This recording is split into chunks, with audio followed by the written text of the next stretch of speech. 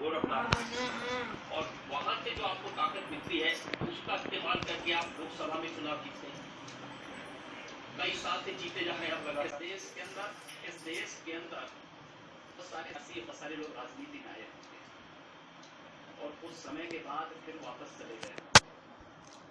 अगर हम लोग हैं तो जनता के लिए कुछ करके, जनता के बीच में संवाद स्थापित करके राजनीति में भी अपनी उपस्थिति दर्ज किए होंगे। आप अकेले ऐसे हैं जो 5 बार लगातार चुनाव जीत चुके हैं, दूसरा कोई साधु इतने चुनाव नहीं जीत पाया। मेरे गुरुजी भी 4 बार गोरखपुर से सांसद रहे हैं।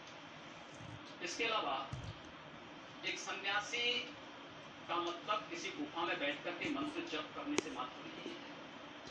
मुझे लगता है, मैं उत्तर प्रदेश में हूं तो उत्तर प्रदेश की समाजवादी पार्टी सरकार के दादर से डॉक्टर लोहिया, यद्यपि डॉक्टर लोहिया के उस पर ये लोग एक भी कदम नहीं चलते हैं, अगर चले होते तो उत्तर प्रदेश के अंदर ये जंगलराज और अराजकता नहीं होती।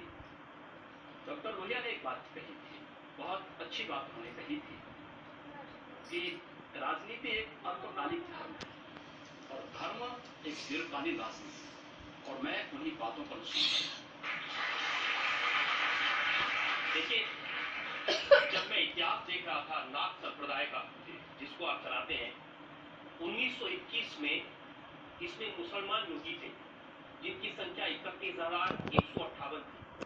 अभी भी आप कहाँ हैं? तो कोई अभी भी है। अभी मैं कह रहा हूँ, मैं इसीलिए तो बोल रहा हूँ कि एक के बदले 100 बनाएंगे। वही मेरा इस अभियान का हिस्सा है कि मुस्लिम भी हमारे यहाँ संप्रदाय, आज भी बहुत सारे हमारे यहाँ सन्यासी हैं, मुस्लिम भी आ सकते हैं। अगर कोई आना चाहेगा तो हमारे यहाँ आपकी बातें सुन के बहुत आएगा। नहीं, आपको आते हैं, मैं कहता हूँ आते हैं, बहुत सारे लोग हैं जो आते हैं, उनको विकसित करते हैं और उनको इस परंपरा के साथ आगे बढ़ाते हैं। परंपरा क्या है, आपको उसकी उदाहरण बताता हूँ। मुझे पता चला कि गोरखपुर में जो मियाँ बाजार है उसका नाम आप बदल के माया बाजार है। उसका नाम माया बाजार ही है, मियाँ बाजार बाद में हुआ है, पहले माया बाजार ही था। अलीनगर का नाम आर्यनगर है जी, और हुमायूंपुर का नाम नए उर्दू बाजार का नाम हिंदी बाजार है, हुमायूंपुर का नाम हनुमानपुर है।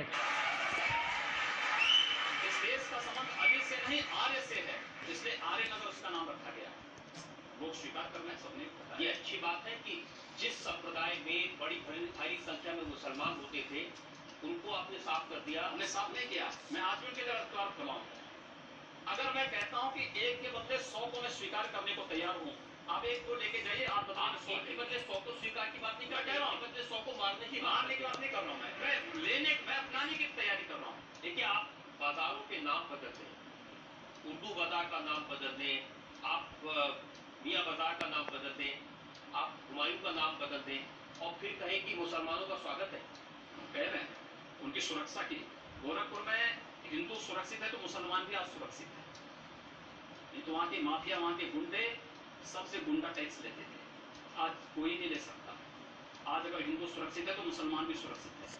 वहाँ का मुसलमान इस बात को जानता है और इसलिए वह आज मुझे समर्थन करने के लिए मजबूर है। अच्छा, समर्थन मजबूरी में देते हैं, नहीं डर के, क्योंकि डर के नहीं, उसे मालूम है कि हमारी सुरक्षा केवल इनके साथ है। इसका दूसरा मतलब ये भी हो सकता है कि अगर हम इनके साथ नहीं तो हम सुरक्षित नहीं है। ऐसा नहीं है, उसको जो अपने लिए और अपने आने वाली पीढ़ी के लिए अच्छा लगता है वो फैसला कर। आप जितनी बातें कह रहे हैं ना, ये साधु की प्रवृत्ति के बिल्कुल खिलाफ है। ऐसा नहीं, तो मैंने कौन सी ऐसी बात कही कि जो मैंने कहा। लोग मुझे बताते हैं कि सिर्फ धर्म नहीं, जाति में भी जो ठाकुर होगा, राजपूत होगा, उसकी बात योगी आदित्यनाथ आंख बंद करके मान लेते हैं। मेरा एक भी प्रतिनिधि, मेरा सारे प्रतिनिधि ब्राह्मण हैं और हर जाति, मेरे पास हरिजन भी जुटे हुए हैं, मेरे साथ हर जाति के लोग जुटे हुए हैं, मेरे साथ यादव जुटे हुए हैं, मेरे साथ हर जाति के लोग जुटे हुए हैं। मैं जातीय नहीं, मैं हिंदुइज्म की बात करता हूँ, हिंदुत्व की बात करता हूँ। आप हिंदुत्व की बात किस लेवल तक करते हैं कि 2005 में एटा जिले में 18 को ईसाइयों को आपने कन्वर्ट कराया था, मैंने हिंदू बनाया है, बराबर था ना? तो मैंने नहीं कराया, मैंने गोरखपुर में भी ऐसे तमाम ऐसे मामले हैं। और तो मदन मोहन मालवीय इंजीनियरिंग कॉलेज जो आज एक विश्वविद्यालय, प्रौद्योगिकी विश्वविद्यालय हो चुका है, वहाँ के एक प्रोफेसर ने भी इस्लाम से हिंदू सिर्फ हिंदू बनाया है मेरे पास, और मैंने उनको तब बनाया। एक प्रोफेसर जो 55 साल का हो, मैंने उससे कहा, वो मेरे पास आया कि मैं हिंदू दर्शन को जाना हूँ, मैं हिंदू बनना चाहता हूँ। मैंने कहा नहीं, आप ले जाइए, पहले गीता पढ़िए। पुरानी दिखा रहे हैं। आया, उसने कहा मैं देश के पढ़िए आप, आर्य समाज का भी ग्रंथ मैंने दिया, गए। उसके बाद चुनाव आए, मैंने कहा जाइए अपने परिवार वालों से बात करिए। उन्होंने कहा मेरी माँ तैयार है, मैंने कहा अपनी पत्नी से भी पूछिए। उन्होंने कहा नहीं मैं बनना चाहता हूँ, मैंने उनको बनाया, जैसे बनना चाहता मैं। क्योंकि मैं आपकी किसी भी बात से सहमत नहीं हूँ, लेकिन अच्छी बात है कि आप साफ साफ बोल रहे हैं और बेबाकी से बोल रहे हैं। ये बात आपकी तब जो ठीक है कि आप टाल नहीं रहे किसी से। टालूंगा क्यों? जो सच है, मैं एक सन्यासी के नाते मैं जो सच होगा मैं वही बोलूंगा। तो आपके सच को लेकर और भी मेरे पास इल्जाम है। एक ब्रेक के रुकेंगे और ब्रेक के बाद योगी आदित्यनाथ पर इल्जाम सवाल आता है। उन साथियों से सहमत है जो ये कहते हैं कि अब नरेंद्र मोदी प्रधानमंत्री बन गए हैं, उनका विरोध करने वालों की जगह पाकिस्तान में है। देखिए, मोदी जी के नेतृत्व में देश आगे बढ़ रहा है, एक विश्वास जगा है। 10 वर्ष के बाद देश की जनता को विश्वास हुआ है कि यहाँ देश के अंदर कोई प्रधानमंत्री है। 10 वर्ष के अंदर देश के अंदर 10 वर्ष के बाद पहली बार एक आभास हो रहा है, देश में आंतरिक सुरक्षा सुदृढ़ हुई है, देश विकास के पथ पर अग्रसर हो रहा है। हम चाहते हैं सब लोग इसको फॉलो करें, इस दिशा में आगे बढ़े। इसको आपकी बात को फॉलो करें या नरेंद्र मोदी की बात? मोदी जी के उस अभियान को आगे बढ़ाएं। देखिए, मोदी जी कहते हैं सबका विकास सबका साथ सबका विकास। आप कहते हैं एक मारोगे मैं 10 मारूंगा।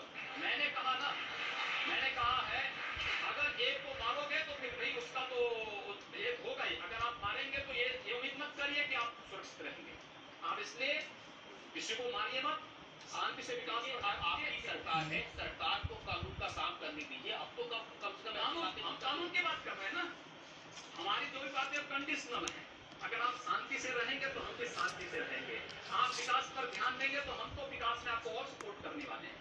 हमारे यहाँ भारत के मैं तो आप चाहता हूँ सिर्फ आप जनता से आज इतना वादा कर दें कि आप इस तरह के भड़काने वाले बयान नहीं देंगे, आप आग लगाने का काम नहीं करेंगे और वाकई में सबको साथ लेके चलेंगे। जो अगर बशर्ते अगला पक्ष शांति से रहेगा, मुझे प्रसन्नता होगी उसके विकास करने में योगदान देंगे। और अगर अगला पक्ष शांति से नहीं रहेगा तो क्या करेंगे? अगर शांति से नहीं रहेगा तो उसको शांति से रहना सिखाएंगे।